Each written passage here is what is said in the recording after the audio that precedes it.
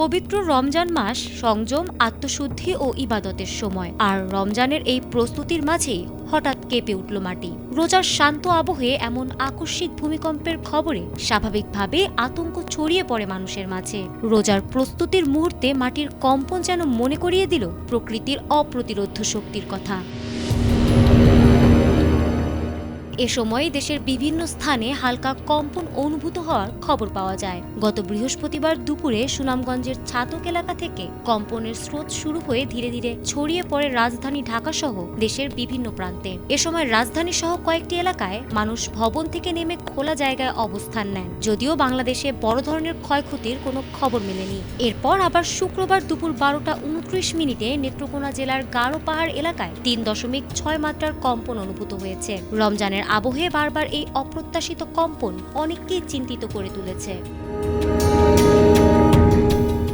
এর মধ্যেই হঠাৎ ভূমিকম্পের খবরে আতঙ্ক ছড়িয়ে পড়ে দক্ষিণ এশিয়ার আরও 2 দেশে। আন্তর্জাতিক সংবাদ মাধ্যম জানিয়েছে, শক্তিশালী একটি ভূমিকম্প আঘাত হানে আফগানিস্তানের পূর্বাঞ্চলে। রিক্টার স্কেলে এর মাত্রা ছিল প্রায় 5.8।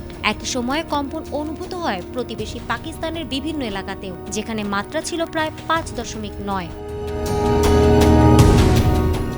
ভূমিকম্পটির উৎপত্তি স্থল ছিল হিন্দুকুশ পর্বতাঞ্চলে, রাজধানী কাবুল থেকে প্রায় 130 কিলোমিটার উত্তর পূর্বে। ভূমিকম্পের গভীরতা ছিল প্রায় 101 কিলোমিটার।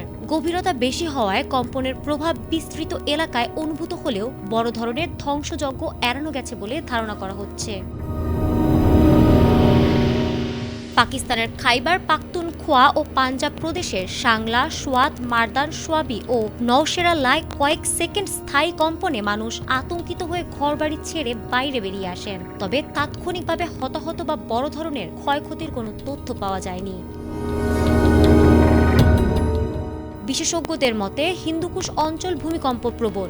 ভারতীয় ও ইউরেশীয় টেকটনিক প্লেটের সংঘর্ষের কারণে এখানে প্রায় ভূমিকম্প ঘটে। রমজানের প্রশান্ত সময়ে এই আকস্মিক কম্পন সাময়িক ভীতি তৈরি করলেও বড় বিপর্যয় না হওয়ায় স্বস্তি ফিরেছে সাধারণ মানুষের মনে। ফারহানা হক, এটিএন বাংলা।